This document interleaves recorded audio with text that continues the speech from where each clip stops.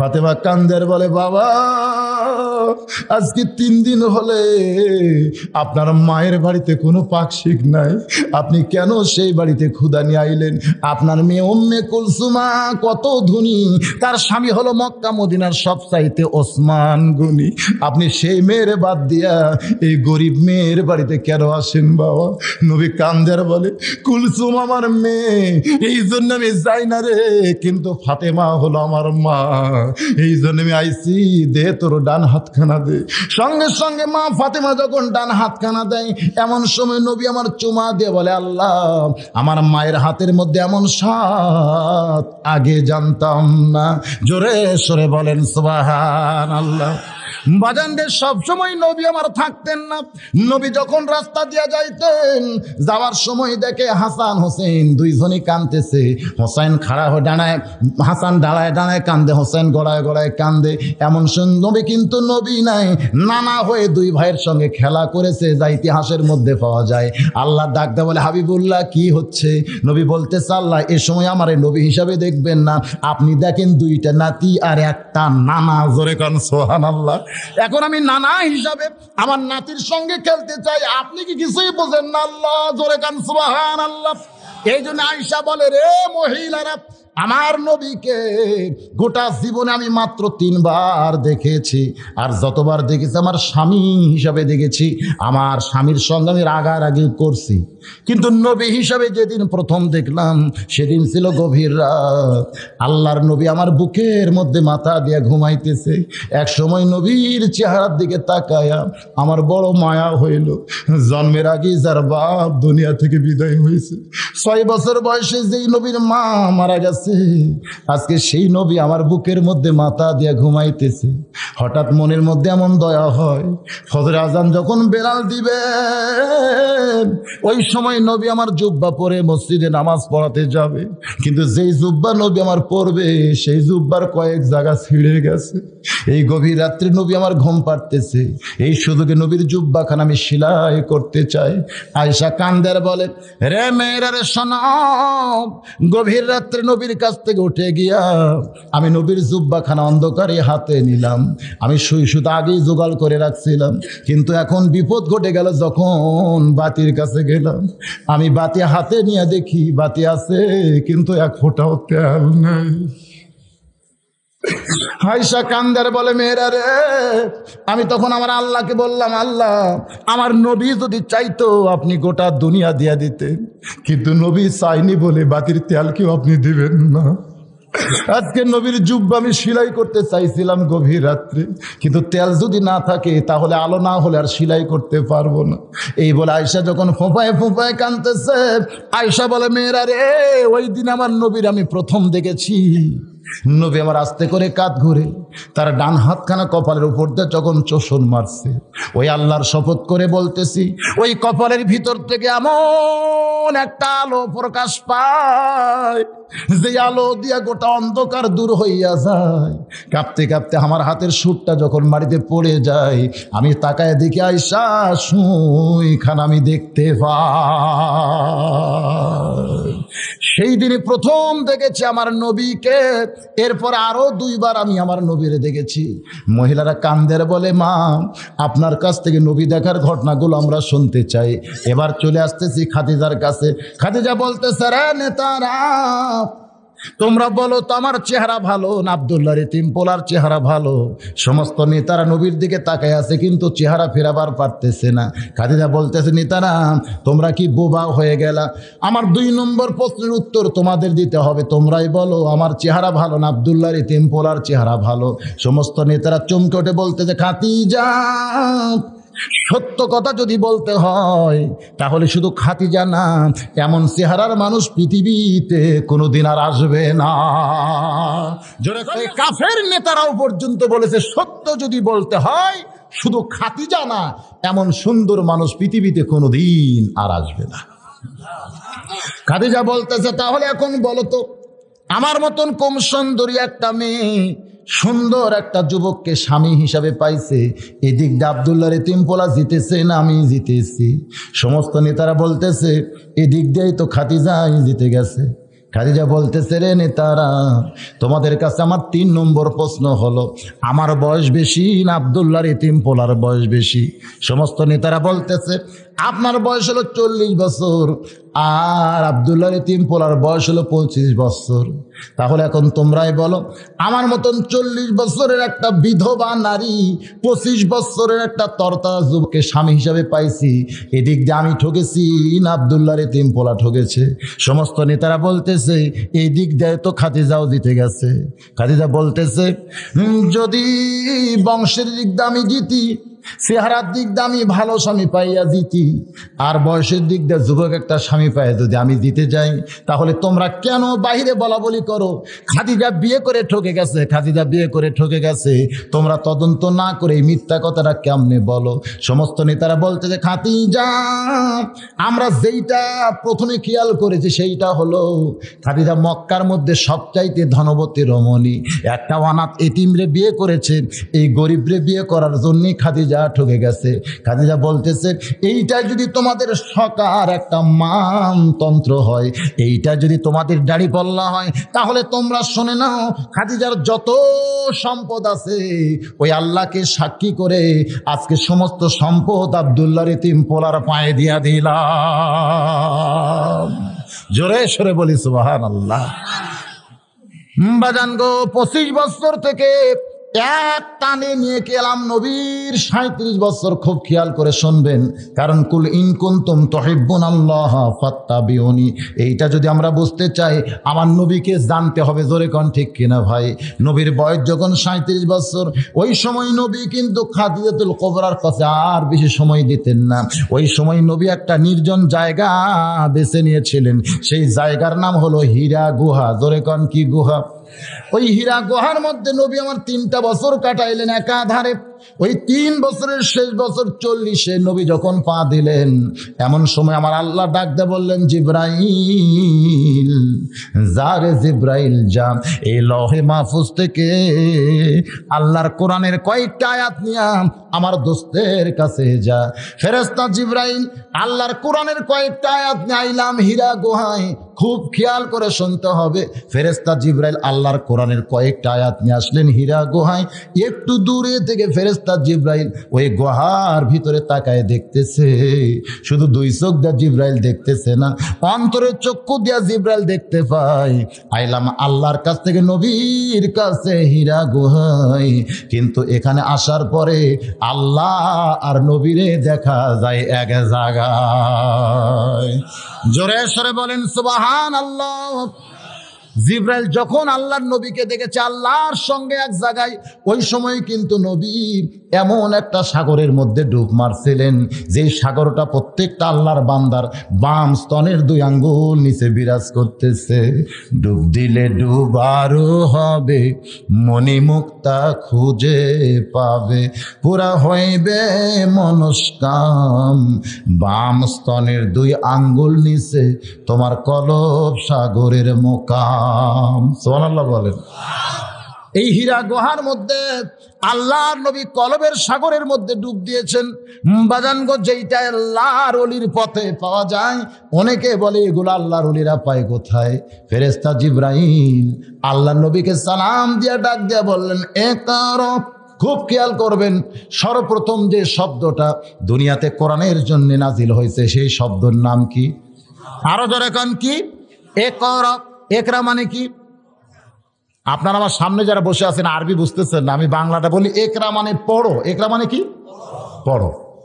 নবী কিন্তু পড়লেন না, কারণ যখন বলতেছে পড়ো, কি পড়বো? বাংলা, অঙ্ক, ইংরেজি, ইতিহাস, কি পড়বেন? হ্যাঁ, কিন্তু বাংলার মানুষ তো সেইটা বুঝতেছে না। বাংলার মানুষ তো এইটা বুঝতেছে না। আজকে সন্তান হওয়ার পরেই আমরা সন্তানকে কি পড়াবো চিন্তায় পড়ে যায়। মা বলে আমার ছেলে ডাক্তার হবে, ছেলে বলে না আমার ছেলে ইঞ্জিনিয়ার হবে। স্বামী স্ত্রী 2 জন মিলে লাগছে ছোট বাচ্চারে নিয়ে। বাপ কয় ইঞ্জিনিয়ার বানাবো, মা কয় ডাক্তার বানাবো। হ্যাঁ পড়বেন, সবই পড়বেন, কিন্তু সব পড়া তো আল্লাহ কোরআনে বলে নাই। খুব খেয়াল করে শুনতে হবে। আল্লাহর ফেরেশতা জিব্রাইল যখন বললেন পড়ো, নবী কিন্তু বলেছেন পড়বো না, পড়বো না, পড়বো না। জিবরাইল বলেছেন বিইসমি রব্বিকাল্লাযী খলাক। দুনিয়ার সাধারণ কোনো পড়া না, যেই পড়ার মধ্যে আমার আল্লাহ আছে সেই পড়াটাই পড়তে হবে। জোরে কোন ঠিক কিনা? এই কোরআনের মাদ্রাসার মাহফিলে এসে এই জিনিসটা আপনাদের খেয়াল করে শুনতে হবে ভাই। আমি কিন্তু বাংলা, ইংরেজি, অঙ্ক এগুলো পড়তে নিষেধ করি নাই, কিন্তু ফরজ হলো আল্লাহর কোরআন শরীফ পড়া, অন্যগুলো হলো নফল পড়া। জোরে কোন কি পড়া? ফরজ তরক করা আর নফল তরক করা। নফল তরক করলে কোনো গুনাহ হবে না, কিন্তু ফরজ তরক করলে কবিরা গুনাহ হবে। জোরে কোন ঠিক কি না? আল্লাহর কোরআন শিক্ষা করা কি সুন্নত না নফল? জোরে কোন সুন্নত না নফল? তাহলে যে সমস্ত আল্লাহর বান্দা আজকের এই মাহফিলে এসেছেন, আমি কিন্তু ওয়াজ করতেছি ফাত্তা বিউনি, খুব খেয়াল করে শুনতে হবে। ফেরেশতা জিবরাইল বলেন এ করব, নবী কিন্তু বলেছেন পড়ব না। যখন বলেছে বিইসমি রব্বিকাল্লাযী খলাক, তখন কিন্তু নবীর পড়তে আর কোনো আপত্তি নাই। তার মানে বোঝা গেল আল্লাহ নবী দুনিয়ার করে কিছু পড়ে নাই, নবী যা কিছু পড়েছেন নবীর শিক্ষক হলেন আল্লাহ। জোরে কোন শিক্ষককে? আজকে সেই কোরআনের মাহফিলে আমরা এসেছি। এই কোরআন সম্পর্কে আমাদের যত কিঞ্চিত জানার দরকার আছে না নাই? আমি ছোট্ট একটা দৃষ্টান্ত যদি আপনাদের দেই, কোনো ধনী মানুষ পৌষ মাসে যদি একটা গরিব মানুষকে ডাক দেয়া বলে, ভাই পৌষ মাসের মাগরিব এশার ফজরের নামাজের ওযু করতে আমার বড় কষ্ট হয়, তবে নামাজ পড়তে আমার কোনো কষ্ট হয় না। এই 3 ওয়াক্ত নামাজের 1 মাস যদি তুমি ওযু করে দাও, মাস গেলে তোমাকে 1000 টাকা বেতন দেব। তুমি কি পারবে আমার 3 ওয়াক্ত নামাজের ওযু করে দিতে? গরিব বলতে শুধু তোমার একলা না, আরো 10টা ধনী যদি এই চুক্তি আমারে দিত, আমার কামাই ভালোই হইতো। আমার কথা কি বুঝতে পারছেন? সেদিন থেকে গরিব 2 বার ওযু করে, আর ধনী লোকটা ওযু ছাড়াই নামাজ পড়ে। একদিন এক লোক দেখতেছে গরিব 2 বার মাগরিবের নামাজ ওযু করতেছে। জিজ্ঞাসা করে, ভাই তুমি 2 বার ওযু করলে কেন? বলে প্রথমটা করছে আমার, আর দ্বিতীয়টা করছে এই ধনী ব্যক্তির। ধনী ব্যক্তি মাস গেলে আমার 1000 টাকা বেতন দিবে, এই বেতনের আশায় আমার ওযু করতেছি, ধনীর ওযু করতেছি, আর ধনী লোকটা ওযু ছাড়াই নামাজ পড়তেছে। আপনারা বলেন তো ধনী লোকটার কি নামাজ হবে? কারণ নামাজ পড়ার জন্য ওযু করা যে এরকম শর্ত, আল্লাহর কোরআন শিক্ষা করা, ঈমান রক্ষা করার ব্যাপারে সেই রকম শর্ত। আমার ঈমানকে যদি আমি রক্ষা করতে চাই, আল্লাহর কোরআন শিক্ষা করা ছাড়া কোনো গতি। এই কথাকে আপনারা মানেন না খালি মুখে মুখে? বাজানগো, নবী আমার কোরআনের কয়েকটা আয়াত পাইলেন, 40 বছর পরে নবী আমার ফিরে আইলেন। হালিম খাদিজাতুল কুবরার কাছে নবী আমার কাঁদতেছিলেন, শুধু কাঁপতেছিলেন, চোখ দিয়ে পানি পড়তেছে। খাদিজা বলে, কাঁপেন কেন? এরকম পানি চোখ দিয়ে বের হলো কেন? নবী কান্দের বলে, খাদিজা বিশাল একটা দায়িত্ব আল্লাহ আমারে দিছে, কোরআন দিয়া। জোরে কোন কি দিয়া? কারণ এতদিন নবী কিসের উপরে দাওয়াত দিবেন, কোন দলিলে দাওয়াত দিবেন? নবীর কাছে কোনো দাওয়াতের দলিল ছিল না। আল্লাহর কোরআন নাজিল করে তিনি দাওয়াতের দলিল পাইলেন খাদিজার কাছ থেকে।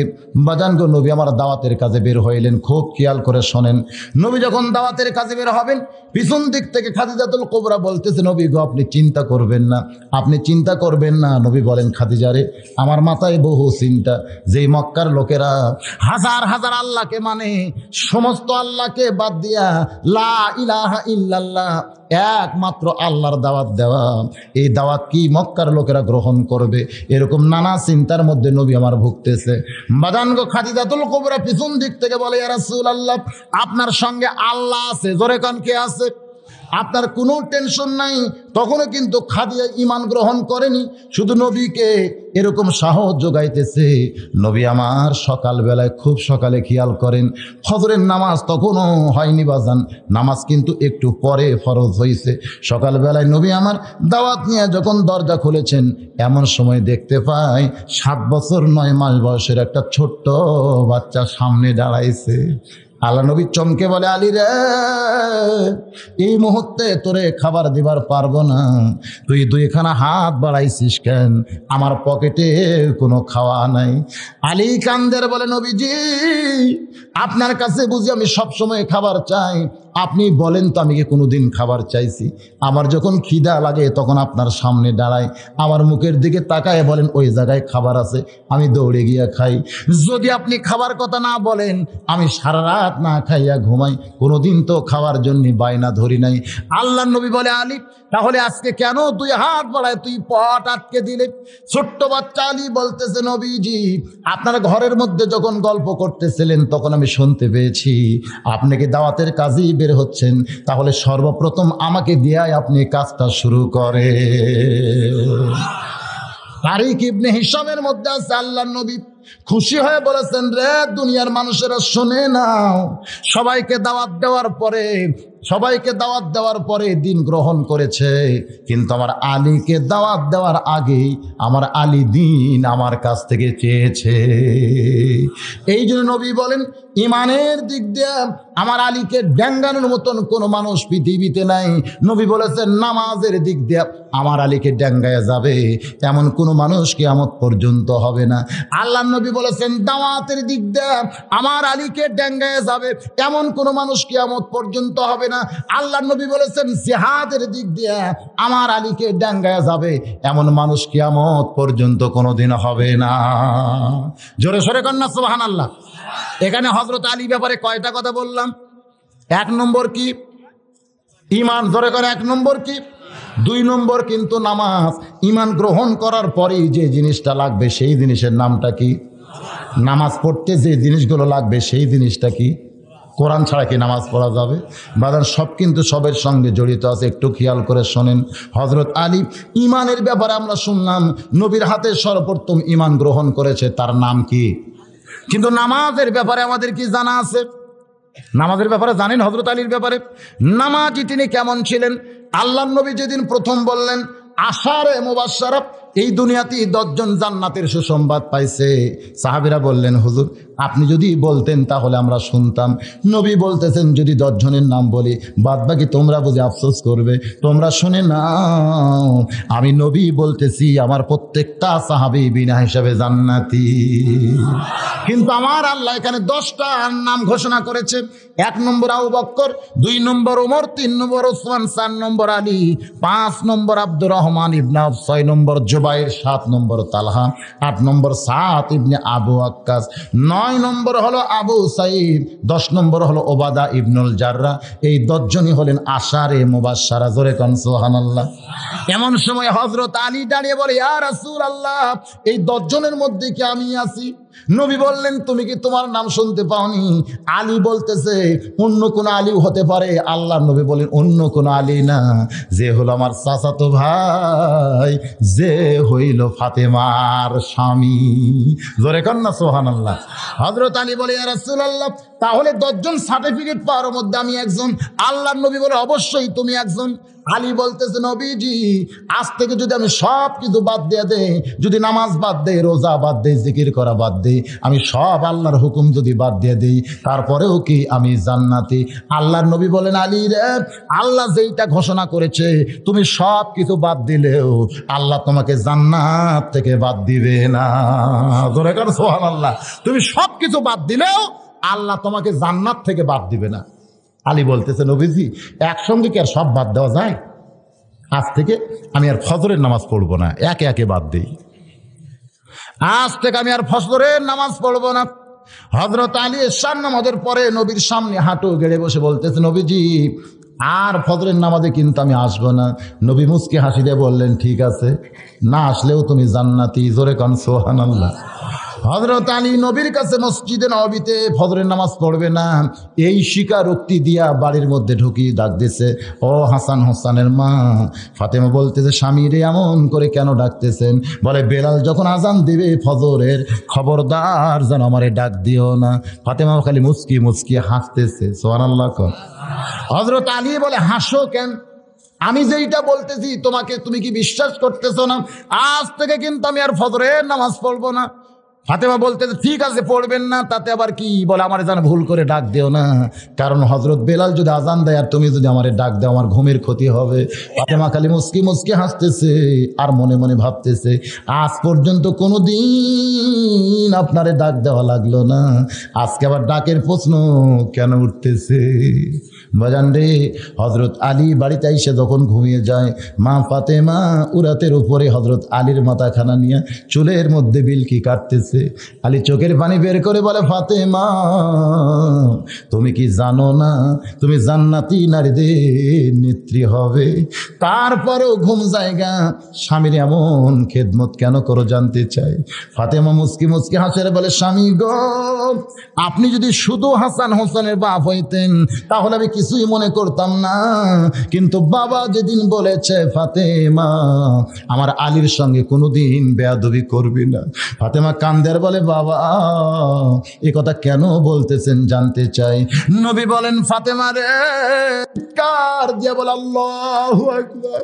ও দরদি আল্লাহ, আপনার বান্দা সময়ের মধ্যে সবচাইতে পছন্দনীয় যুবক বান্দা আমার ফাতেমার জন্য কবুল করেছেন কে গো আল্লাহ জানতে চাই। বলে, সেইটা হলো আপনার আলী, সেইটা হলো আমার আলী। বাজান রে, নবী আমার কান্দের বলে, ফাতেমা যে আলীকে আমার আল্লাহ পছন্দ করেছে তোর জন্য মা, ওই আলীর সঙ্গে যেন তুই কোনোদিন বেয়াদবি করিস না। সেদিন থেকেই ফাতেমা জানে আমার স্বামীর দাম কত। জোরে কোন সুবহানাল্লাহ। বাজান রে, তারিক ইবনে হিশামের মধ্যে আছে, হযরত আলী একদিন গভীর রাত্রে ঘুম থেকে চেতন পাইয়া দেখে মা ফাতেমা হযরত আলীর তালুতে জয়তুনের তেল মালিশ করতেছে, স্বামীর পায়ে জয়তুনের তেল মালিশ করতেছে। হযরত আলী ঘুম থেকে চেতন পায়ে চমকে ওঠে, ফাতেমার হাত একটা নিয়ে একটা চুমা দিয়ে বলে, ফাতেমা যেই মানুষটা জান্নাতি নারীদের নেত্রী হবে আর সেই মানুষ ফাতেমা ঘুম বাদ দিয়ে স্বামীর পায়ে কেন তেল মাখতেছে? ফাতেমা স্বামীর পা জোড়ে ধরে বলে, স্বামী গো, আমার আল্লাহ ফাতেমাকে জান্নাতের নারীদের নেত্রী বানাইছে, এইটা যে আল্লাহর রহমত আমি জানি, আর তোমার খেদমত করে জান্নাত পাবো এইটা আমি মানি। জোরে কর না সুবহানাল্লাহ। আল্লাহ খাতুনে জান্নাত, জান্নাতের নারীদের নেত্রী বানাইছে, এটা আল্লাহর রহমত, এইটা আমি জানি, আর তোমার খেদমত করে আমি জান্নাত পাবো এইটা আমি মানি। জোরে কোন সুবহানাল্লাহ। আমার মা বোনেরা যারা ওয়াজ শুনতেছেন, মা একটু মনোযোগ দিয়ে এই কথাগুলো শুনবেন। বাজান রে, খাতুনে জান্নাত ফাতেমা আলীর মাথা কোলের মধ্যে নিয়া এক সময় হযরত আলী যখন ঘুমিয়ে গেছে, মা ফাতেমাও বাম পাশে ঘুমিয়ে যায়। হযরত বেলাল যখন ফজরে আজান দিছে, এক লাফে হযরত আলী বিছনায় বসে যায়। ফাতেমা চমকে বলে, স্বামী গো, আপনি কইছিলেন আজান দিলে ডাক দিও না, আমি ডাক দেওয়ার আগেই কেন বিছরে বসে গেলেন জানতে চাই। হযরত আলী বলে, ফাতেমা তোমার বুঝি জানা নাই আজান শুনলে ঘুম পাড়া জায়েজ না? যাই ফজরের নামাজই পড়বে না, তার আবার আজান শুনলে ঘুম পাড়া জায়েজ না? মা ফাতেমা মুস্কি মুস্কি হাসতেছে, কারণ মা ফাতেমা হযরত আলীকে চিনে। জোরে কোন চিনি কি চিনে না? যত কথাই বলুক, কারণ চিনে সবচাইতে বেশি যে চেনে সেইটা কিন্তু স্বামীরে চিনে বিবিয়ে। সবচাইতে আপনাকে বেশি কে চিনে? আপনার বউ। জোরে কোন কে চিনে? চেনে না? সবচাইতে বেশি চেনে। আমার জীবনে এটা আমি শর্ট খাইছি তো। আমার বউ আমাকে মাঝে মধ্যে বলে, সাদিয়ার আব্বা যান গোসল করেন, সাদিয়ার আব্বা আসেন ভাত খান। আমার বড় মেয়ের নাম সাদিয়া। আমি একদিন রাগ করে কইছিলাম, কিসের সাদিয়ার আব্বারে? লক্ষ লক্ষ মানুষ আমারে হুজুর কয়, আর তুমি বাড়ির বউ হয়ে হুজুর খবর পারো না? তুমি বলবা হুজুর আসেন ভাত খান, হুজুর যান গোসল করেন। আমার বউ খালি মুসকে মুসকে হাসে। আমি বলি, হাসো কেন? বলে, জনগণ আপনারা চিনি না তাই হুজুর কয়, কিন্তু আমি আপনারা চিনি, হুজুর হওয়া এত সহজ নয়। সেই দিনই বুঝতে পারলাম নিজের বইয়ের কাছে হুজুর হওয়া যে কত বড় কঠিন। নিজের বইয়ের কাছে পীর হওয়া বড় কঠিন, হুজুর হওয়া বড় কঠিন। কারণ দুইজন হুজুর আর পীর মানতে চায় না, একটা হলো বইয়ে আর একটা হলো মায়ে, এর সঙ্গে আর একটা যোগাইছে, সেইটা হলো গায়ে। গায়ের লোকেরা মানে না, বইয়ে মানে না, আর মায়ে মানে না। জোরে কারণ ঠিক কিনা? আমি যত বড়ি হুজুর হই, আমার মা আমাকে হুজুর করে ডাকবে, মাঝে মাঝে রাগ করে দিয়ে একদিন চড়াবারও চায়। আমি একদিন কইলাম, মা কত মানুষ আমাকে হুজুর কয়, যতই তুই হুজুর কোক মানুষ, তুই আমার সওয়াল। এরকম বুঝেন না? মায়ের কাছে হুজুর হওয়া যায় না, পীর সাহেব হওয়া যায় না। বাজানগো, যেটা বলতেছিলাম, খাতুনে জান্নাত ফাতেমা মুস্কি মুস্কি হাসতেছে। কিছুক্ষণ পরে হযরত আলী ওযু করছে, ওযু করে যখন জুব্বা গায়ে দিয়ে মাথার টুপির উপরে পাগড়ি বাঁধতেছে, এমন সময় ফাতেমার সামনে দাঁড়ায় কাঁদতেছে, স্বামী গো, আপনি বাবার কাছে ওয়াদা করছেন এশার নামাজের পরে আপনি ফজর পড়বেন না, আবার এমন সাইজ হয়ে কোন দিকে যাচ্ছেন জানতে চাই। হযরত আলী বলে, ফাতেমা, এতদিন মসজিদের মধ্যে ঢুকে নামাজ পড়েছি নবীর পিছনে, আজকে মসজিদের বাহির থেকে নামাজের দৃশ্য একটু প্রাণ ভরে দেখতে চাই। যেই নামাজই পড়বে না সে আবার নামাজের দৃশ্য কেন প্রাণ ভরে দেখবে? বাজানরে, হযরত আলী মসজিদের বারান্দায় 2 রাকাত সুন্নত নামাজ শেষ করলে এক সাহাবী কোনার কথা দিয়ে বলতেছে, আলী ভাই, আপনি তো ফজরের নামাজ পড়বেন না, তাহলে কি পড়লেন জানতে চাই। আলী বলতেছে, আমি না হয় ফজর পড়বো না, তাই বলে কি সুন্নত পড়তে পারবো না? কিছুক্ষণ পরে হযরত বেলাল যখন কামাতিস সালাহ কামত দেয়, হযরত আলী আবু বকর আর ওমরের মাঝখানে ঠেলা দিয়া মাঝখানে দাঁড়ায় আল্লাহু আকবার নিয়ত বানছে। ফজরের নামাজের সালাম ফিরে আল্লাহ নবী যখন সাহাবীর দিকে মুখ ঘুরাইছে, আলীরে দেখার পরে নবী আমার মুচকি মুচকি হাসতেছে। নবী বললেন, আলী, তুমি না কইছো ফজরের নামাজ পড়বো না, আবার সামনে কাতারে তোমারে কেন দেখতে পাই? হযরত আলী দাঁড়িয়ে ছোট বাচ্চার মতন শুধু কান্দে, শুধুই কান্দে। আল্লাহর নবী বলেন, আলী রে, এমন করে কেন কাঁদতেছো বাবা জানতে চাই। হযরত আলী কান্দের বলে, নবীজি, বহু চেষ্টা করেছি আমি নামাজ পড়বো না, বহু চেষ্টা করেছি আমি নামাজ পড়বো না, কিন্তু আমি নামাজ ছাড়তে চাইলে কি হবে? নামাজি আলীরে ছাড়ে না। এই জন্য আল্লাহ নবী বলেছেন, নামাজের দিক দিয়ে আমার আলীকে ডেঙ্গায় যাবে এমন কোন নামাজি পৃথিবীতে হবে না। বাজান গো, আর এক আলীর গুণ ছিল দাওয়াতের গুণ। জোরে কোন কিসের গুণ? আল্লাহ নবী এও বলেছেন যে আবু জেহেলকে আমি 400 বার দাওয়াত দিয়েছি। আল্লাহ নবী আবু জেহেলকে কতবার দাওয়াত দিয়েছে? কিন্তু আমার আলী যদি 4 বার আবু জেহেলের কাছে যাইতো, আবু জেহেল ঈমান গ্রহণ করত। সাহাবীরা বলেন, হুজুর, তাহলে আপনি না যায় আলীরে পাঠাইলেই তো আপনি পারতেন। নবী বলতেন, সাহাবীরা রে, আমার আলীর কাছে দাওয়াতের ইলম যেমন আছে, কিন্তু আলীর কাছে আবার। আসসালামু আলাইকুম ওয়া রাহমাতুল্লাহি ওয়া বারাকাতুহু। আলহামদুলিল্লাহ আলহামদুলিল্লাহ নাহমাদুহু ওয়া নাস্তাঈনুহু ওয়া নাস্তাগফিরুহু ওয়া নু'মিনু বিহি ওয়া নাতাওয়াক্কালু আলাইহি ওয়া নাউযু বিল্লাহি মিন শুরুরি আনফুসিনা ওয়া মিন সাইয়্যাতি আমালিনা মান ইয়াহদিয়াল্লাহু ফালা মুদিল্লা লাহু ومن يضلله فلا هادي له। সকলে জবান খুলে বলেন, আশহাদু আল্লা ইলাহা ইল্লাল্লাহু ওয়াহদাহু লা শারীকা লাহু ওয়া আশহাদু আন্না মুহাম্মাদান আবদুহু ওয়া রাসূলুহু আল্লাযী আরসালা রাসূলাহু বিল হাক্কি বাশীরান ওয়া নাযীরা ওয়া দাঈয়ান ইলাল্লাহ বিইজনিহি ওয়া সিরাজাম মুনীরা। فقد قال الله تعالى في كلامه المجيد والفرقانه الحميد। জবান খুলে সকলে পড়েন, আউযু বিল্লাহি মিনাশ শাইতানির রাজিম।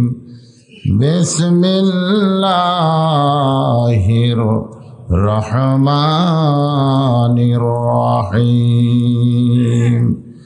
ইন্নাল্লাহা وملائكته يصلون على النبي يا أيها الذين آمنوا صلوا عليه وسلموا تسليما اللهم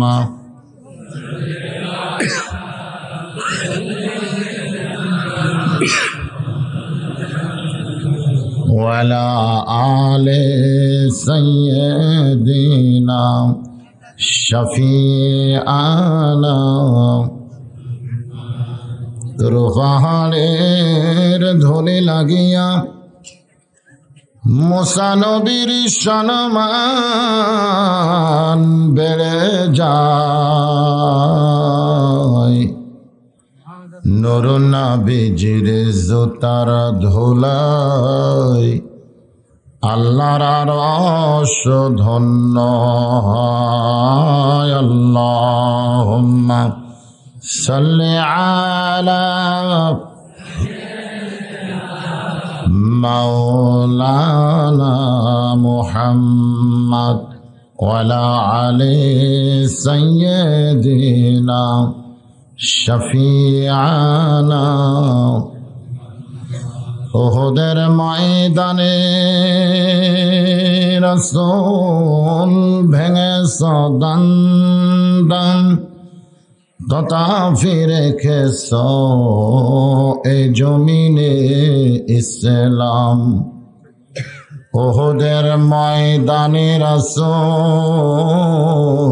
ভেঙেছ দন্দন তথা ফিরে খেস এই জমিনে ইসলাম ভুলে গেছি মোরা সে রাসূলের বিধান ভুলে গেছি মোরা আল্লাহরই কোরআন নামেতে শুধুই মুসলমান আল্লাহুম্মা সাল্লি আলা মাওলানা মুহাম্মদ ওয়ালা আলি সাইয়্যিদিনা শফিআনা মশরিকে হুব্বে মুহাম্মদ সকলে বলি সাল্লাল্লাহু मतलाए दीवानी माँ मतलाए खुर्शीद इश्कास सीनाए सो जाने माँ बलगल उला बिकमालिही कशाफत दुजा बिजमालिही हसनत जमीअ खसालिही सल्लु अलैहि व आलिहि अल्लाहुम्मा आमीन।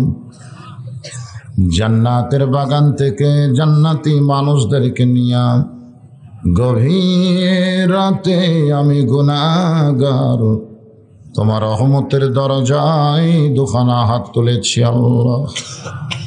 হাসরের ময়দানে জব্বার আর কাহার নামে রূপ নিয়া তুমি যখন বিচার শুরু করবে তোমার সামনে দাঁড়ায়া সমস্ত নবীরা নাফসি নাফসি বলে কাঁদতে থাকবে। এমন কঠিন অবস্থা হাসরে হবে সেদিন সমস্ত নবী তার উম্মতকে ভুলে যাবে, শুধু বলবে আল্লাহ আমার কি হবে, আমার কি হবে। একমাত্র দরদি নবী শাফাতের কান্দারি ইয়া রব্বি হাবলি উম্মতি বলে সেজদায় পড়ে যায়। আল্লাহ ডাক দিয়া বলবেন ইয়া হাবিবুল্লাহ আজকে হাসরের ময়দানে আপনি কাঁদবেন না, আপনাকে পাওয়ার জন্য আমার বেহেশত গুলো কাঁদতেছে। নবী বলবেন আল্লাহ বেহেশত আমাকে পাওয়ার জন্যে কান্দে, আর আমি কাঁদতেছি আমার গুনাহগার উম্মত সহ বেহেশতে যাওয়ার জন্যে। যে রাসূল হাসরের ময়দানে কাঁদবেন, আজ কান্দেন মদিনায়, সে রাসূলের জন্য আমাদের কলিজায় একটা বার কান্দে না। ও দরদি আল্লাহ, আজকের এই মাহফিলের ওসিলায় কঠিন হাসরের ময়দানে আমাদের সবাইকে রাসূলের উম্মতের কাতারে দাঁড়ানোর তৌফিক দিয়া দিও আল্লাহ। সুবহানা রাব্বিকা রাব্বিল ইজ্জাতি আম্মা ইয়াসিফুন ওয়া সালামুন আলাল মুরসালিন ওয়ালহামদুলিল্লাহি রাব্বিল আলামিন বিরহমাতিকা ইয়া আরহামার রাহিমিন। লা ইলাহা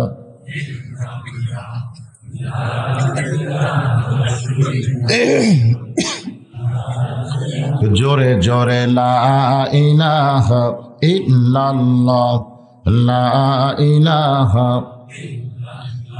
লা ইলাহা ইল্লাল্লাহ, লা ইলাহা, লা ইলাহা ইল্লাল্লাহ, লা ইলাহা ইল্লাল্লাহ, লা ইলাহা ইল্লাল্লাহ, লা ইলাহা,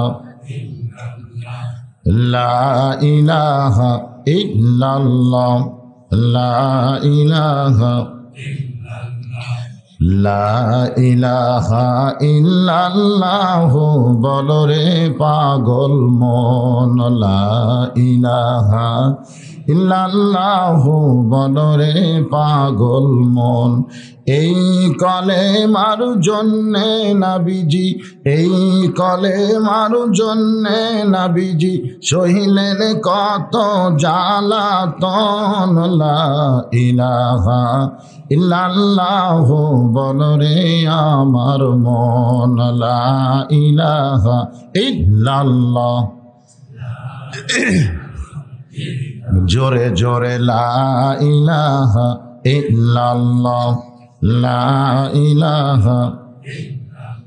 যার দিলে আছে আমার আল্লাহর ভয়, যার দিলে আছে আল্লাহর ভয়, আল্লাহ আল্লাহ সব সময়। যার দিলে আছে রে আল্লাহর ভয়, যার দিলে আছে আল্লাহর ভয়, আল্লাহ আল্লাহ সব সময়।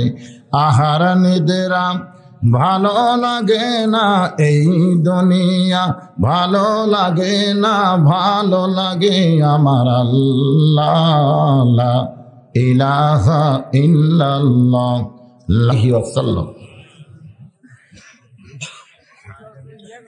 চাকলমা হাফিজি মাদ্রাসা কর্তৃক আয়োজিত আজকের এই বাৎসরিক ইসালে সওয়াব মাহফিলে সম্মানিত সভাপতি,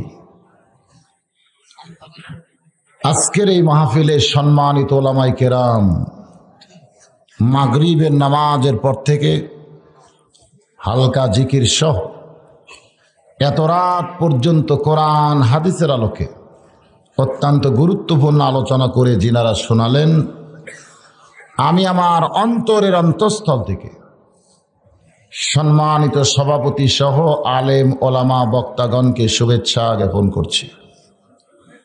আজকের এই মাহফিলে আমার সামনে বসা অত্র এলাকা থেকে আল্লাহ জিনাদেরকে পছন্দ করে এই রহমানি জলসায় বেহেশতের টুকরার ভিতরে কবুল করেছেন। সুবহানাল্লাহ বললেন না? আমি বললাম বেহেশতের টুকরার ভিতরে জিনাদেরকে কবুল করেছেন। আপনারা এখানে এসেছেন না আল্লাহ নিয়ে এসেছেন? জি, আল্লাহ পাক আপনাদের প্রতি দয়া করে রহম করে আজকের এই জান্নাতের টুকরার ভিতরে কবুল করেছেন। সে আল্লাহ আমাদের উপরে এ মুহূর্তে খুশি না বেজার? মা সাবাকা মিন হাসানাতিন ফামিনাল্লাহ। বান্দার দ্বারা যখন কোনো ভালো কাজ হয়, এ কাজ বান্দা করে না, বরং আল্লাহ করায়। তো যে আল্লাহ পাক আপনাদের মতো মানুষকে আজকের এই জান্নাতের টুকরার ভিতরে কবুল করলেন, এই মুহূর্তে বিশ্বাস করতে হবে এখানে আল্লাহ আপনাদের নিয়ে এসেছে। বান্দার দ্বারা যখন কোনো ভালো কাজ হয় এ কাজ কে করায়? বান্দার দ্বারা যখন কোনো খারাপ কাজ হয় এ কাজ কে করায়? আরো জোরে। বান্দার দ্বারা ভালো কাজ হলে আল্লাহ করায়, এর উপরে আমি কোরআনের আয়াত তেলাওয়াত করেছি। কিন্তু বান্দার দ্বারা খারাপ কাজ যখন হয় এ কাজ শয়তান করায়, তার উপরে কি কোনো কোরআনের আয়াত তেলাওয়াত করেছি? তো আপনারা এমনি এমনি বললেন কেন? মানে আপনারা একটা হিসাব করছেন, কারণ মানুষ তো অনেক কিছু হিসাব করে, সেই হিসাবের মধ্যে আপনারা ফেলেছেন যে বান্দার দ্বারা যখন কোনো ভালো কাজ হয় এ কাজ আল্লাহ করায়, খারাপ কাজ যেগুলো হয় এগুলো শয়তান করায়।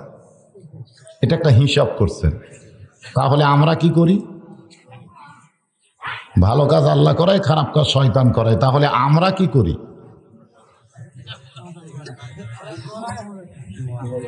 হ্যাঁ, এটা একটা প্রশ্ন। বাংলাদেশে কিছু ভণ্ড আছে, যেরকম আছে না নাই? আপনাদের এলাকাত মনে হয় নাই। মাটির পুতুল বানায়া তুমি করিলা বেহোশ, তুমি যেমনি নাচাও তেমনি নাচে পুতুলের দাও দোষ রে আল্লাহ, পুতুলের দাও দোষ। তুমি সর্প হইয়া দংশন করো, আবার ওজা হইয়া ঝাড়ো। তুমি চোরকে বলো চুরি করো, আবার গৃহস্থকে বলো জাগো। এই ধরনের একদল ভণ্ড আছে, তারা বলে বান্দা কিছু করে না, বান্দা যা কিছু করে সব আল্লাহ করায়। আল্লাহর কোন বান্দা কোন খারাপ কাজে যখন রাস্তা নেই, এই সময় আল্লাহ যদি তার পায়ের বল কাইরা নেয় তাহলে সে যাইতে পারবে না। বান্দা যখন খারাপ কিছু দেখে, এ সময় আল্লাহ যদি তার চোখের পাওয়ার কাইরা নেয় তাহলে খারাপ দেখতে পারবে না। বান্দা যখন খারাপ কথা মিথ্যা কথা বলে, এই সময় আল্লাহ যদি তার জবান বন্ধ করে দেয় তাহলে খারাপ কথা মিথ্যা কথা বলতে পারবে না। বান্দা যখন সুদের টাকার গোস্ত ঘুষের টাকার মাছ দিয়া ভাত খাবার চায়, ওই ভাতের লোকমা যদি বান্দার গলার মধ্যে আটকে যায় তাহলে বান্দা হারাম খাইতে পারবে না। তাহলে বান্দা খারাপ পথে চলে, খারাপ কিছু দেখে, খারাপ কিছু বলে, খারাপ কিছু খায়, এগুলো বান্দা খায় না, বরং আল্লাহ খাওয়ায়। এগুলো আল্লাহ করায়, আল্লাহ দেখায়। এরকম কথা একদল ভণ্ড বলে। জোরে কন কে বলে? আমাদের বাংলাদেশে এরকম ভণ্ড আছে না নাই? আপনারা কি ভণ্ডর দলে না আল্লাহর দলে? তাহলে আল্লাহর দলে যদি আমরা হই, আল্লাহর কোরআন নবীর হাদিসের দলিল যদি না থাকে, সে কথা কোনোদিন বলা যাবে। আমি আল্লাহর কোরআন দিয়ে বলেছি, মা সাহাবাকা মিন হাসানাতিন ফামিনাল্লাহ। বান্দার দ্বারা যখন কোনো ভালো কাজ হয় এ কাজ বান্দা করে না, বরং আল্লাহ করায়। কিন্তু বান্দার দ্বারা খারাপ কাজ যেগুলো হয় এগুলো কে করায়? আমি যখন জানতে চাইছি আপনারা না দলিলে না জেনে বলেছেন শয়তান করায়। তার মানে বোঝা গেল দোষ আমাদের নাই, খারাপ করালে দোষ হবে শয়তানের। দোষ কার? আসলে দোষ কি শয়তানের? রমজান মাসে আমার আল্লাহ শয়তানকে বন্দী করে। বুখারী শরীফের হাদিসের মধ্যে আছে কিতাবুস সিয়াম, রমজান মাসে আমার আল্লাহ শয়তানকে বন্দী করে। এরপরও নন্দীগ্রাম হোটেলের দরজাত কালো পর্দা দেয়া ভিতরে যারা খায়, আপনারা বলেন তো এরা কে? কথা কন না কেন? শয়তান তো রমজান মাসে বন্দী থাকে, কিন্তু রমজান মাসে হোটেলের দরজাত কালো পর্দা দিয়ে ভিতরে যারা খায় এরা কে? তাহলে মানুষ শয়তানকে আল্লাহ বন্দী করবার পারে না। আল্লাহর পাওয়ার খালি জিন শয়তানকে বন্দী করা। হাদিস শরীফে কি আছে? আল্লাহ রমজান মাসে শয়তানকে বন্দী করে। হাদিস আছে না নাই? তাহলে আল্লাহ খালি জিন শয়তানকে বন্ধ করে, কিন্তু মানুষ শয়তানকে আল্লাহ বন্ধ করবার পারে না। মানুষ শয়তানের পাওয়ার কি আল্লাহর চেয়ে বেশি?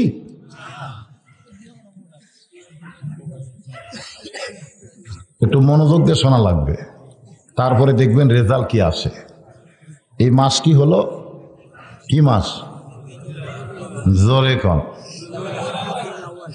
আপনারা একজন কইছেন, তিনজন মুখ বন্ধ করে আছেন, তার মানে বোঝা গেল সবাই জানেন না।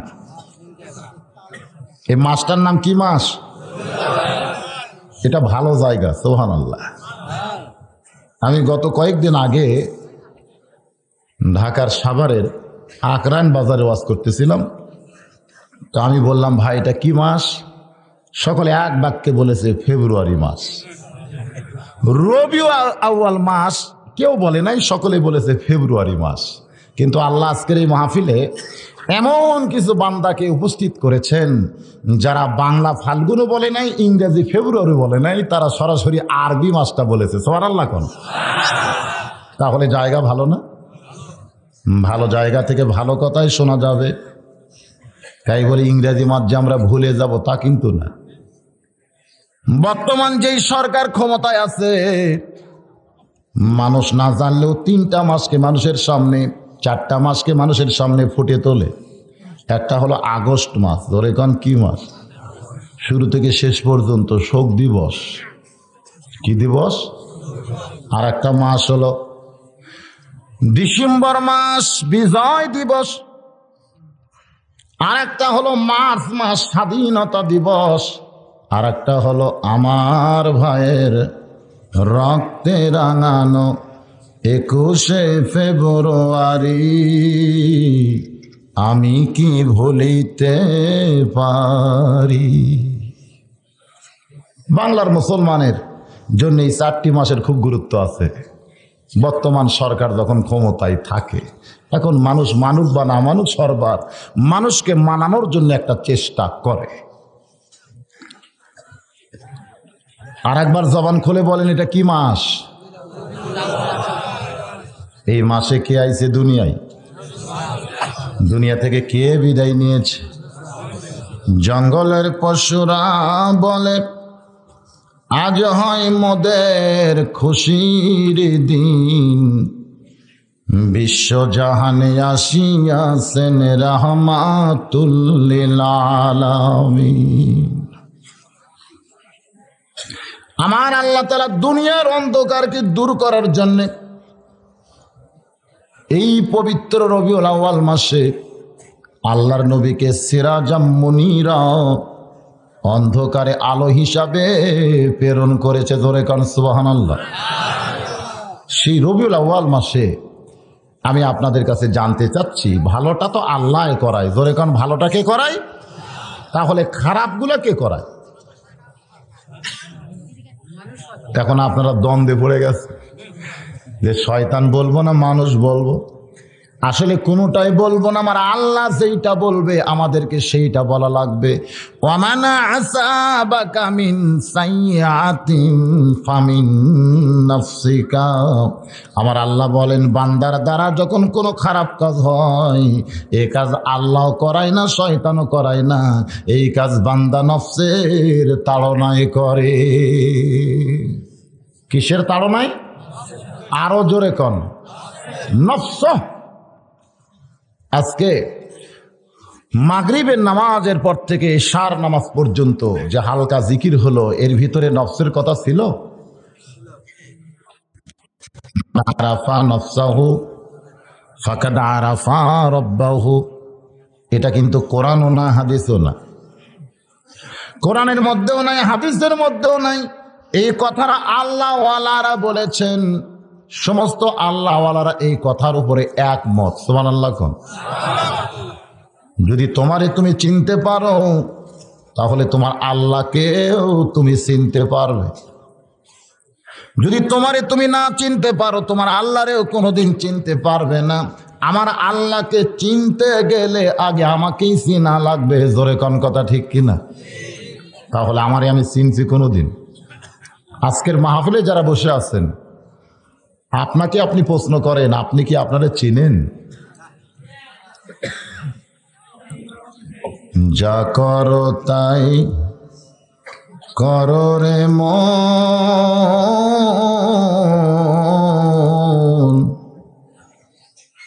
পিছের কথা রেখো স্মরণ।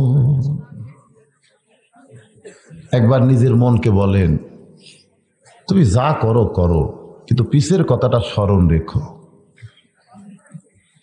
আজকে এই কোরআনের মাহফিলে যারা এসেছেন, সারা জীবন যদি আমরা ওয়াজ শুনি আর ওয়াজটা যদি না বুঝি, তাহলে লাভ হবে? অল্প সময় ওয়াজ শুনে যদি ওয়াজটা বুঝতে পারি, সেই মোতাবেক যদি আমল করি, ওই আমলটাই আমাদেরকে আল্লাহর জান্নাত পর্যন্ত পৌঁছায়া দিবে। এই মুহূর্তে আমার সামনে যারা বসে আছেন, আমি আমার অন্তরের অন্তঃস্থল থেকে আপনাদের শুভেচ্ছা জ্ঞাপন করছি। পর্দার অন্তরালে আমার মা বোনেরা, যিনারা অধীর আগ্রহে বসে বসে কোরআন হাদিসের ওয়াজ শুনতেছেন, আমি তাদেরকেও শ্রদ্ধা জানাই। এই মুহূর্তে জানতে চাচ্ছি আপনারা সকলে কেমন আছেন? আলহামদুলিল্লাহ আলা কুল্লি হাল, সকল অবস্থায়। জি আলহামদুলিল্লাহ, সকল অবস্থায় আল্লাহর দরবারে শুকুর গুজার করা হচ্ছে বান্দার হক। সাইড থেকে একজন বলছে, হুজুর আপনি কেমন আছেন? আমি জিজ্ঞাসা করলাম, আপনারা কেমন আছেন? ভাই দেখতেছে আমি যদি না বলি তাহলে কেমন হয়। এটা হলো সৌজন্যমূলক।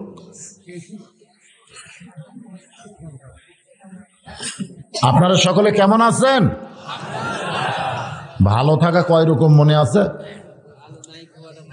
কয় রকম ভালো থাকা? কয় রকম? একটা হলো শারীরিক আর একটা হলো মানসিক। শরীরের সুস্থতা দিয়ে সবকিছু হয় না। মনটা যদি দুর্বল থাকে তাহলে শরীর এমনিই দুর্বল হয়ে যায়। জোরে কোন ঠিক কিনা? কঠিন স্বাস্থ্যবান 30 বছরের একটা যুবক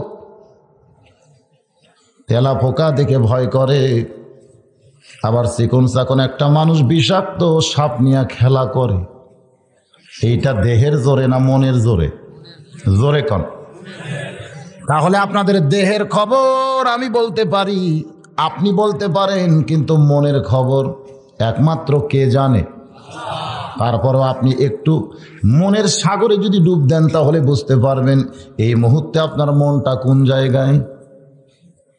কারণ দেহের সঙ্গে মনের সম্পর্ক যদি না থাকে, বক্তা যতই ওয়াজ করুক, ওয়াজ কিন্তু বোঝা যাবে না। মাসটি হলো রবিউল আউয়াল মাস। জোরে কোন কি মাস? আমার আল্লাহর নবী এই মাসে দুনিয়াতে আসলেন, আবার 63 বছর পরে এই মাসেই দুনিয়া থেকে বিদায় হয়ে গেলেন। কিন্তু আল্লাহর নবী বিদায় হয়ে চলে গেলেন বলে সব কিছু নিয়ে যায় নাই। উম্মতে মুহাম্মাদের জন্য 2টা জিনিস রাইখা গেলেন। একটি হলো আল্লাহর কোরআন, আর একটা হলো নবীর সুন্নাহ। একটার নাম কি? আর একটি হলো আল্লাহর নবীর সুন্নাহ। যদি নবীর হাদিস আর কোরআনকে আমরা একটা পাল্লাই তুলে দেই, অনেকে মনে করবে এটা চলবে না, কারণ হাদিস আর কোরআন তো কোনোদিন এক সমান হওয়ার পারে না। একবার সাহাবীরা উম্মুল মুমিন আয়েশা রাদিয়াল্লাহু তাআলার কাছে বললেন, মা, নবী সম্পর্কে আপনার কাছ থেকে একটু জানতে চাই। নবী সম্পর্কে যদি আপনি বলেন আমরা শুনতে চাই। মা আয়েশা হিজাবের অন্তরাল থেকে চোখের পানি বের করে কাঁদে আর বলে, সাহাবীরা রে, তোমরা কি আল্লাহর কোরআন পড়ো না?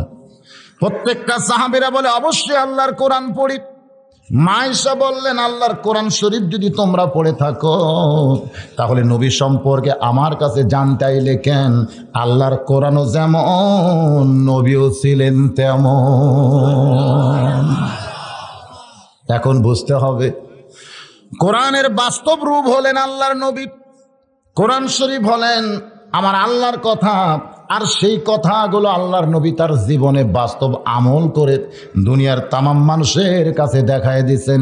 এই জন্যে আল্লাহর নবী কোরআন শরীফে বললেন, কুল ইন কুনতুম তুহিব্বুনাল্লাহ ফাত্তাবিউনি ইউহিব্বুকুমুল্লাহু ওয়া ইয়াগফির লাকুম যুনুবাকুম ওয়াল্লাহু গফুরুর রহিম। সুবহানাল্লাহ বলে। আমার আল্লাহ বললেন, ওগো নবী আপনি বলে দেন। এই কথাটা কিন্তু আল্লাহর, কিন্তু প্রকাশ পাইছে কার জবান দিয়া? নবীর। জোরে কোন কার? দেখেন এই কথার ফাইল কিন্তু আল্লাহর নবী। আমার আল্লাহ বললেন, নবীজি আপনি বলেন, ইন কুনতুম তুহিব্বুনাল্লাহ, কেউ যদি আমি আল্লাহকে ভালোবাসতে চায়, আমি আল্লাহকে কোনোদিন ভালোবাসতে পারবে না। কারণ মানুষ আছে দুনিয়ায়, আল্লাহ আছে 7 আসমানের উপরে আরশে আজিম, অত দূরের আল্লাহকে দুনিয়ার মানুষ কোনোদিন ভালোবাসতে পারবে? হয়তো মুখে মুখে বলবে আল্লাহকে ভালোবাসি, আল্লাহকে ভালোবাসি, কিন্তু আমার আল্লাহকে অন্তর থেকে ভালোবাসতে পারবে না। মুখের ভালোবাসার কথা আর অন্তরের ভালোবাসা কোনোদিন এক হয় না। ওই না দেখা আল্লাহকে কেউ যদি ভালোবাসতে চায়, আল্লাহ বলেছে আমাকে ভালোবাসার কোনো দরকার নাই, ফাত্তাবিউনি, সে যেন আপনাকে অনুসরণ করে। আর আপনাকে কেউ যখন অনুসরণ করবে, ইউহিব্বুকুমুল্লাহ, আমি আল্লাহ তাকে ভালোবাসবো। শুধু ভালোই বাসবো না, ইয়াগফির লাকুম যুনুবাকুম আল্লাহু গাফুরুর রহিম, আমি আল্লাহ তার জীবনের তামাম গুনাহ খাতা মাফ করে দিব। এই মুহূর্তে আপনাদের কাছে আমার প্রশ্ন হলো, আমরা যদি আল্লাহর ভালোবাসা চাই এবং আল্লাহর কাছ থেকে আমরা যদি মাপ চাই, তাহলে আমাদের কি করতে হবে? ভালোবাসার কথা নাই, ফাত্তাবিউনি, তাকে অনুসরণ করতে হবে। এবার একটা ছোট্ট ব্যাখ্যা। আল্লাহ নবী একদিন রাস্তা দিয়ে যাচ্ছিলেন, যাওয়ার সময় এক কাফের আল্লাহ নবীর সামনে দাঁড়িয়ে বলে, রে আব্দুল্লাহ রে তিমপলাম, আমার কাছ থেকে আপনি 100 দিরহাম করজ নিয়েছিলেন, অনেক দিন হয়ে গেল, টাকাটা আমার দিলে আপনার কি হয়? নবী মুস্কি হাসি দিয়ে বললেন, ভাই গত শনিবারই তো আপনাকে টাকাটা দিয়েছি। কাফের বলতেছে আপনি আমারে টাকা দেন নাই, টাকা না দিয়ে মিথ্যা কথা কেন বলতেছেন? নবী বলতেছেন, ভাই তোমার মনে নেই গত শনিবারই তোমার এই টাকাটা দিয়েছি। কাফের বলতেছে আপনি যে আমারে টাকা দিয়েছেন তার সাক্ষী কোথায়? নবী বললেন কোনো সাক্ষী নাই, কারণ আপনি আমারে টাকা দিয়েছিলেন, আমি আপনার টাকা পরিশোধ করেছি, এখানে সাক্ষীর কি দরকার? কাফের বলতেছে সাক্ষী যদি না থাকে তাহলে আপনার মুখের কথা আমি মানব না। এমন সময় এক সাহাবী দৌড়ে এসে বলে, রে কাফের শয়তান, আল্লাহর নবী যে তোমারে টাকা দিয়েছে, এইখানে দাঁড়িয়ে থেকে আমি তা দেখেছি। যেই কইছে আল্লাহর নবী যে তোমারে টাকা দিয়েছে, এইখানে দাঁড়িয়ে থেকে আমি সেটা দেখেছি। কাফের দেখতে যে সাক্ষী যখন হয়েছে আর তো থাকা যায় না, ও মারছে দৌড়। আল্লাহর নবী চমকে বললেন, বাবা এই কাফেরকে আমি টাকা দিয়েছি, দুনিয়ার কেউ দেখে নাই, তুমি কেমনে বললে যে আমি দাঁড়িয়ে থেকে টাকা দেওয়াটা দেখেছি? এটা তুমি কেমনে বললে বাবা? এবার সাহাবী চোখের পানি বের করে বলে, ইয়া রাসূলুল্লাহ, আপনি যখন আখিরাতের কথা বলেছেন আমি না দেখি বিশ্বাস করেছি, আপনি বেহেশতের কথা বলেছেন আমি না দেখি বিশ্বাস করেছি, আপনি দুজকের কথা বলেছেন আমি না দেখি বিশ্বাস করেছি, আপনি আল্লাহর কথা বলেছেন আমি না দেখি বিশ্বাস করেছি। আপনার সমস্ত কথা না দেখি যদি আমি বিশ্বাস করতে পারি, আর আজকে আপনি বলতেছেন কাফেরকে আমি টাকা দিয়েছি, এইটা আমি না দেখলেও মনে হয় এইখানে থেকে দাঁড়িয়ে টাকা দেওয়াটা দেখেছি। সঙ্গে সঙ্গে আল্লাহর নবী সাহাবীকে বুকের মধ্যে নিয়ে কপালে একটা চুমা দিয়ে বললেন, বাবা এর নাম হলো ইত্তেবা। এর নাম কি? এর নাম হলো ইত্তেবা, এর নাম হলো রাসূলকে মানা। আজকে আমাদের বাংলাদেশে রাসূলকে মানার মানুষের খুবই অভাব। এই রবিউল আউয়াল মাসে আমার রাসূলকে মানার উপর আমি ওয়াজ করতে চাই, কিন্তু মানার উপরে ওয়াজ করতে গেলে রাসূলকে আগে জানা লাগবে। জোরে কান ঠিক কিনা ভাই? না জানলে কেউ কোনোদিন কাউরে মানতে পারে না।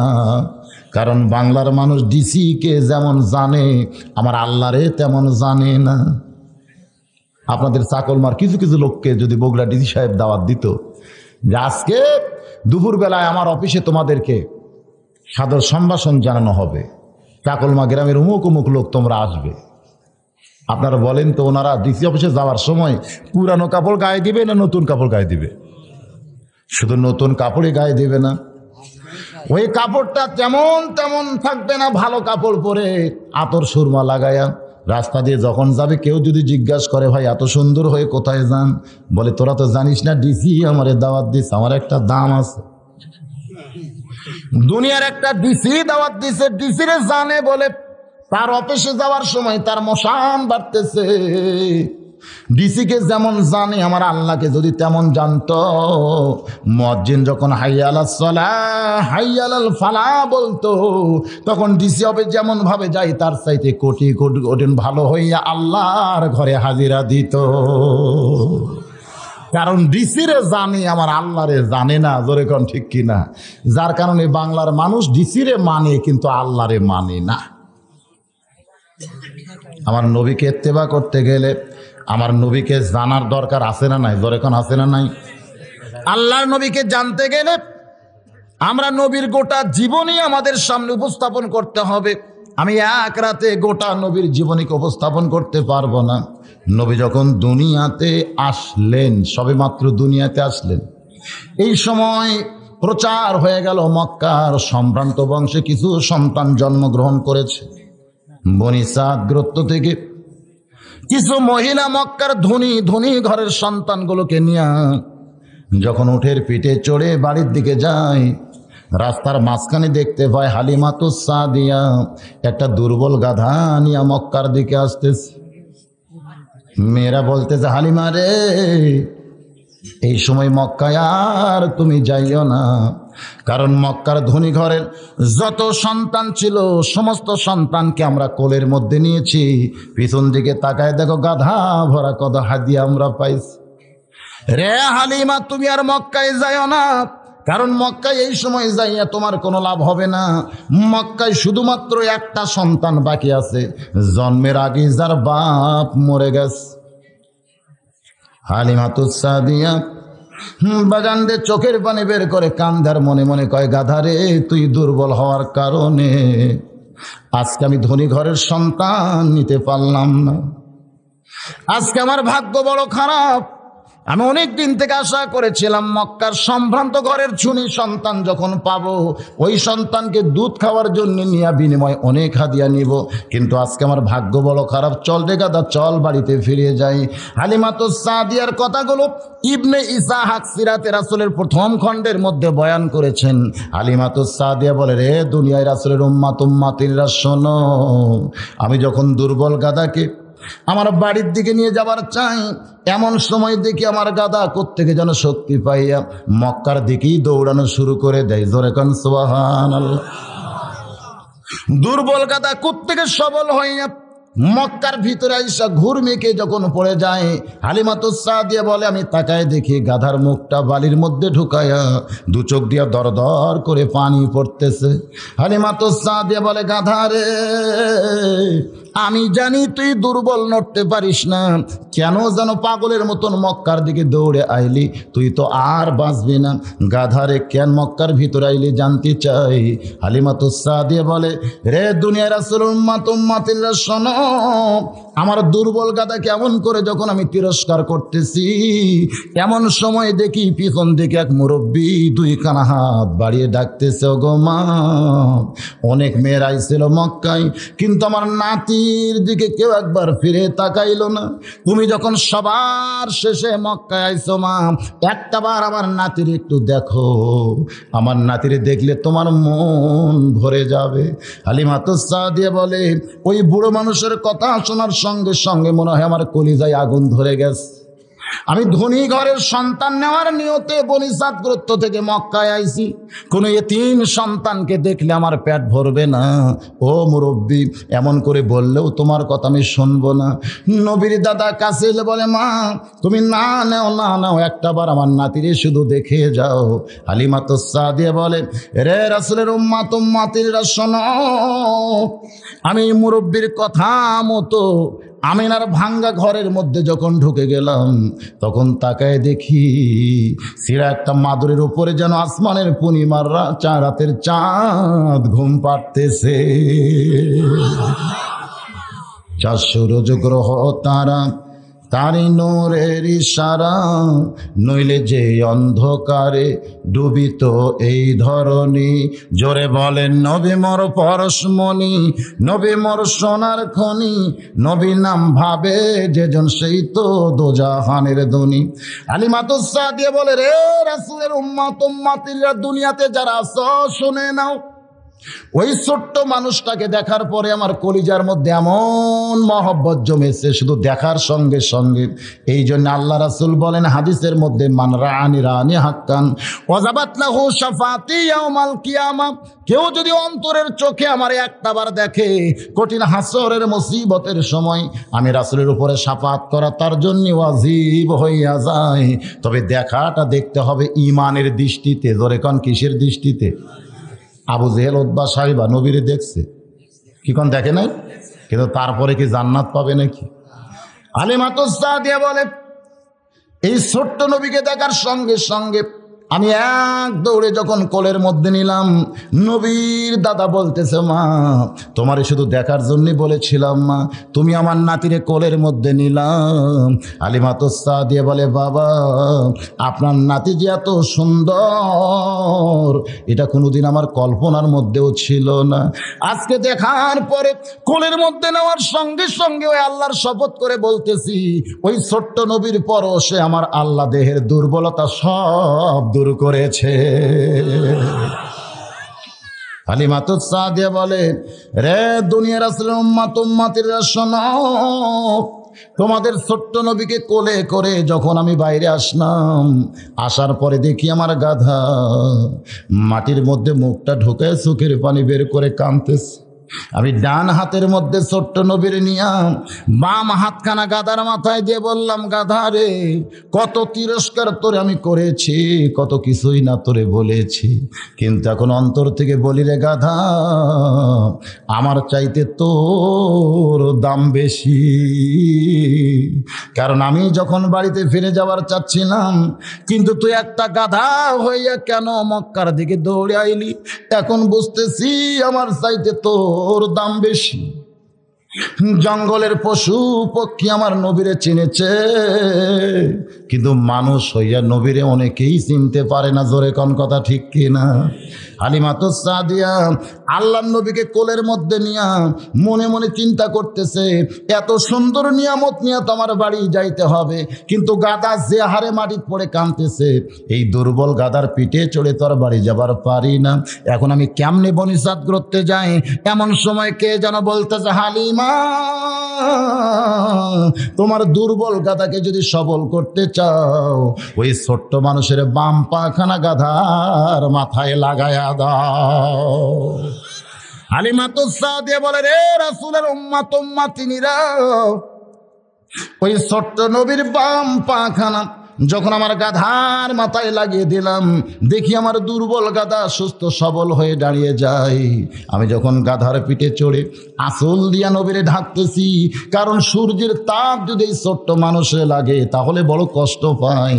হালিমাতুস সাদিয়া বলে, ওই সূর্যের তাপকে আড়াল করার জন্যে আমি যখন ছোট্ট নবীকে আঁচল দিয়া ঢাকতে চাই, এমন সময় দেখি এক খণ্ড মেঘ আমার মাথার উপর ভাসতেছে। আমি হালিমা আশ্চর্য হয়ে বললাম, মেঘরে কোত্থেকে তুই আমার মাথার উপর চলে আইলি? হালিমাতুস সাদিয়া বলে, হঠাৎ দেখি এত সুন্দর বাতাস আমার গায়ে কে যেন বহাইতেছি। আমি চিৎকার দিয়ে বললাম, বাতাস রে কোত্থেকে তুই আমার গায়ে বইতেছিস? এমন সময় কে যেন বলে, হালিমা ওই ছোট্ট মানুষকে কোলে নেওয়ার কারণে আসমানের মেঘ তোমার মাথার উপর ভাসতেছে, ওই ছোট্ট মানুষকে কোলে নেওয়ার কারণে জান্নাতের দরজা খুলে ওই জান্নাতের বাতাস তোমার গায়ে আল্লাহ বহাইতেছে। বলে, রে নবীর উম্মাত উম্মাতিরা শোনো, ওই ছোট্ট নবীকে কোলে নেওয়ার কারণে আল্লাহ যদি জান্নাতের দরজা খুলে আমার দেহে বাতাস বহায়া দেয়, ওই ছোট্ট নবীকে মহব্বত করার কারণে আসমানের মেঘ যদি আমার মাথার উপর ভাসতে থাকে, ওই নবীকে তোমাদের আদর্শ হিসাবে যদি কবুল করে নাও, দুনিয়াতেও শান্তি, আখেরাতেও তোমরা জান্নাতি হবে। এটা ইবনে ইসহাকে সিরাতে রাসূল থেকে আমি শুনাইলাম। কিন্তু আল্লাহ কি বলেছেন কোরআনে? লাকাদ কানা লাকুম ফি রাসূলিল্লাহি উসওয়াতুন হাসানা। জোরে কোন সুবহানাল্লাহ। সফলতা যদি অর্জন করতে চাও, দুনিয়ার সমস্ত নেতার আদর্শকে বাদ দিয়া একমাত্র মুহাম্মদ রাসূলুল্লাহকে তোমাদের আদর্শের নেতা মেনে নাও। এ কথা কার? আরো জোরে বলেন কার? তাহলে দুনিয়ার কোন নেতার নেতৃত্ব মানা যাবে? একমাত্র কার নেতৃত্ব মানতে হবে?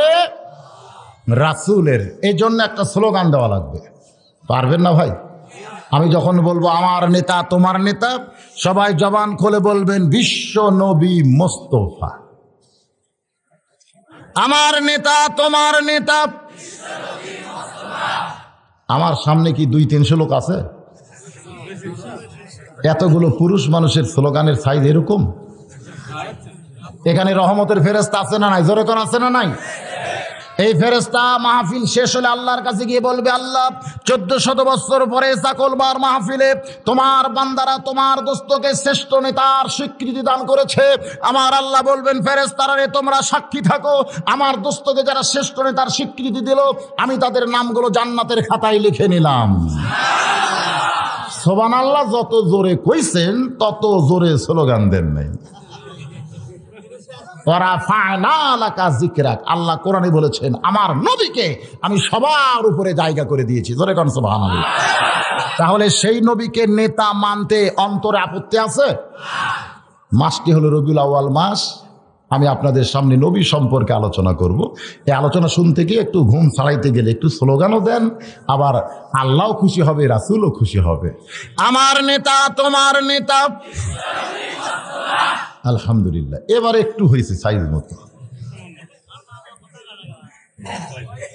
হালিমাতুস সাদিয়ার কাছ থেকে এক টানে আমি নিয়ে গেলাম আল্লাহর নবীর বয়স যখন 25 বছর। জোরে কোন কয় বছর? 25 বছরে নবী আমার একজন মেয়ে মানুষের রাখাল ছিলেন। সেই মেয়ে মানুষের নাম কি? মা খাদিজার দেশে রাখালিয়া বেশে নবী আমার বকরি চড়াইতেন। দেখিয়া নবীর মজেজা ধন্য বিবি খাদিজা জীবন যৌবন করলেন সমর্পণ। ওগো নবী দয়ার নবী গো, আপনি নবী হলেন উম্মতের আপন। উম্মে আইমান দাসীকে সঙ্গে করে খাদিজাতুল কুবরা যখন বেলকুনিতে বসা, এমন সময় দেখতে পাই নবী আমার উট দুম্বা বকরি চড়াইতেছে। খাদিজাতুল কুবরা বলে, দাসী রে, এই রোদের ভিতরে যুবকটা উট দুম্বা বকরি চড়াই, কিন্তু আমি আশ্চর্য হয়ে যাই তার মাথার উপরে কেন একখণ্ড মেঘ দেখা যায়। দাসী বলতেছে, শুধু মেঘ দেখতেছেন? তাকায় দেখেন তার চেহারার ভিতর থেকে এমন কিছু সৌন্দর্য ফুটে উঠতেছে যেটা দেখলে মানুষের মন কাইড়া নেয়। খাদিজাতুল কুবরা বলে, দাসী রে, মক্কার অনেক নেতারা আমার কাছে বিয়ের প্রস্তাব দিছে, অনেক ধনীরা আমার বিয়ের প্রস্তাব দিছে, কিন্তু আমার 40 বছর বয়সের দিকে বলে আমি তাদের ফিরাইয়া দিছি।